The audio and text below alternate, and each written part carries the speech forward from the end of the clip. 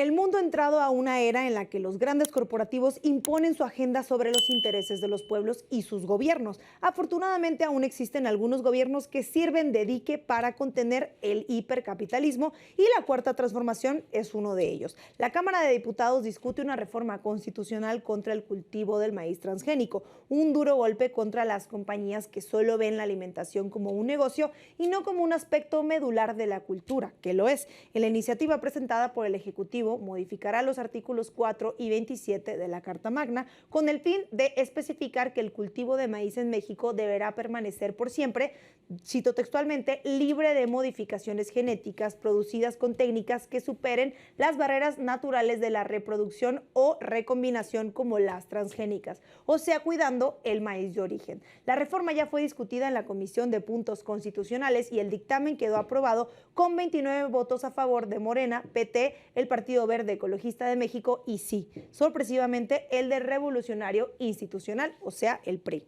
6 legisladores y legisladoras de Acción Nacional votaron en contra del dictamen, refrendando que su partido es el eterno aliado del empresariado, mientras que 2 diputados de Movimiento Ciudadano se abstuvieron de votar al considerar que la redacción es demasiado ambigua y se presta a malas interpretaciones. El pasado 18 de febrero, la presidenta Claudia Sheinbaum dio a conocer detalles de la iniciativa, destacando que estuvieron involucradas en su redacción, en la redacción de la ley, la Secretaría de Agricultura y Desarrollo Rural a cargo de Julio Verdeguer y la de Ciencias, Humanidades y Tecnología e Innovación, encabezada por Rosaura Ruiz.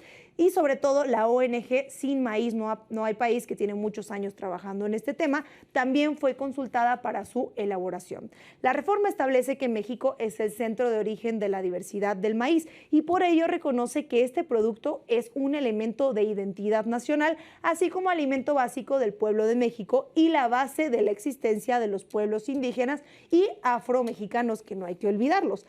Con el fin de proteger las variedades locales, la ley también dicta que el uso del maíz genéticamente modificado debe ser, y cito textual, debe ser evaluado en los términos de las disposiciones legales para quedar libre de amenazas para la bioseguridad y la salud y el patrimonio biocultural de México y su población. Como se puede observar, la ley busca dar a México una mayor soberanía alimentaria, un término que enoja a los defensores del libre mercado, pero que se vuelve primordial ante el avance de los grandes capitales. ¿Y qué es la soberanía alimentaria y por qué está en la ley? El movimiento internacional Vía Campesina introdujo el concepto en 1996 durante una cumbre mundial de alimentos y básicamente se refiere esto al derecho inalienable de los pueblos a alimentos saludables y culturalmente apropiados, producidos mediante métodos ecológicamente racionales y sostenibles, y su derecho a definir sus propios sistemas alimentarios y agrícolas. Con este postulado, millones de personas han luchado a lo largo de estos años por plasmar este derecho colectivo en leyes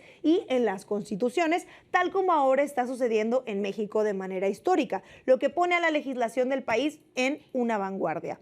Vale la pena señalar que la soberanía alimentaria no es lo mismo que la seguridad alimentaria, porque este último concepto hace referencia a la disponibilidad y acceso oportuno de alimentos para toda la población, pero diferente del primero porque estos alimentos no siempre son producidos de manera ética, o sea, que haya mucha comida pero que no haya sido producida de manera ética no importa.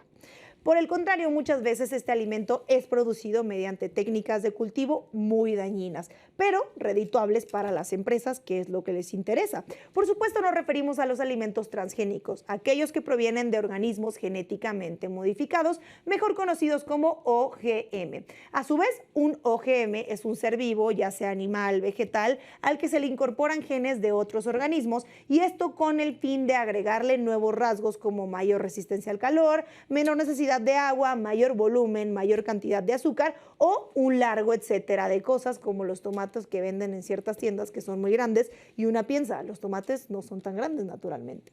Las empresas creadoras de estos Frankensteins alimentarios aseguran que sus productos son más nutritivos, más apetitosos, más duraderos, más resistentes a las sequías y requieren menos pesticidas para su cultivo. Pero existen muchas preocupaciones sobre la producción y el consumo de los transgénicos. Para empezar, la lista está documentado que causan diversos daños a la salud. Úrsula Oswald, investigadora de la UNAM, vincula el consumo de alimentos transgénicos a muchos problemas que van desde alergias hasta propensión al cáncer de mama, pasando por otros males como el debilitamiento del sistema inmunológico, desequilibrio hormonal, procesos degenerativos de tejido y lupus. Sabiendo del peligro de estos productos, vale preguntarse por qué se permite su cultivo, y la respuesta es muy sencilla. La mayoría de los países del mundo no lo permite. Por desgracia, México no está en esa lista, por ahora. Las dos mayores productoras de transgénicos son, para sorpresa de nadie, empresas que están en Estados Unidos y China, pero otras grandes potencias como Alemania, Japón, Reino Unido y Francia prohíben o regulan estrictamente su cultivo. En México, por su parte, se ha cultivado alimentos transgénicos al menos desde 1987 y las primeras semillas de maíz transgénico aparecieron desde 1996. No es coincidencia que es justo en los gobiernos neoliberales. Desde entonces, productores y activistas han luchado por su prohibición, por los riesgos que generan la salud, pero también por razones comerciales. Y es que hay un detalle muy preocupante en el cultivo de transgénicos, además de los que mencioné anteriormente. En la inmensa mayoría de los casos, las semillas son propiedad intelectual de las compañías. Para el uso de este producto, el agricultor firma un contrato con la empresa que se compromete a comprar cada año semillas de esta empresa bajo el pretexto de que la siguiente generación puede tener mejoras respecto al año corriente. Casi como esos contratos en los que te dan un celular nuevo cada año, pero te comprometes a seguir comprando celulares. En condiciones normales, el agricultor podría guardar las semillas para ocuparlas en la siguiente temporada, pero no, las empresas se encargan de castigar a quien lo hace y con ello van amarrando a los productores a contratos multianuales. Sabedor de esta situación, el gobierno de México decretó la prohibición del maíz transgénico en febrero del 2023, cuando gobernaba aún Andrés Manuel López Obrador y era en ese entonces titular del Ejecutivo que hablaba de este tema.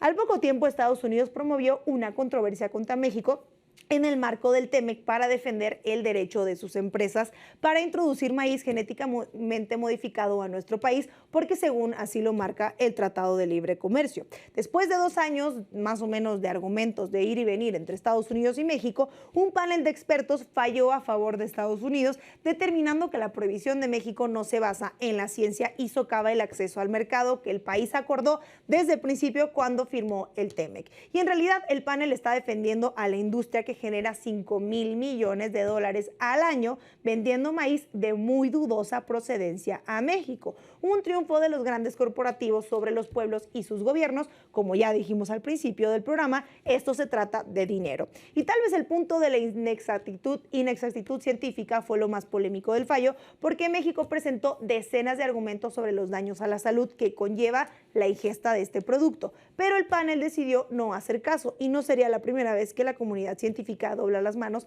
ante grandes corporaciones. Tras la derrota de México, o sea que México tuvo en el panel, tuvo que volver a abrir las puertas al maíz transgénico, pero López Obrador no se quedó con los brazos cruzados y presentó una reforma constitucional para prohibir este producto.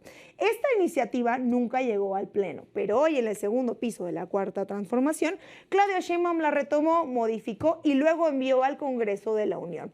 Así, México da un nuevo paso hacia la autodeterminación y un paso para alejarse de los intereses que han dictado las reglas por décadas en nuestro país. Por supuesto, es probable que Estados Unidos vuelva a presentar una controversia contra México y esta vez va a ser Donald Trump en la Casa Blanca y es posible que la Unión Americana se imponga de nuevo. Pero el gobierno de México habrá hecho lo correcto al no ceder ante presiones internacionales y darle al maíz el espacio que se merece como dador de cultura y sobre todo elemento unificador entre los diferentes pueblos que convergen en nuestro territorio.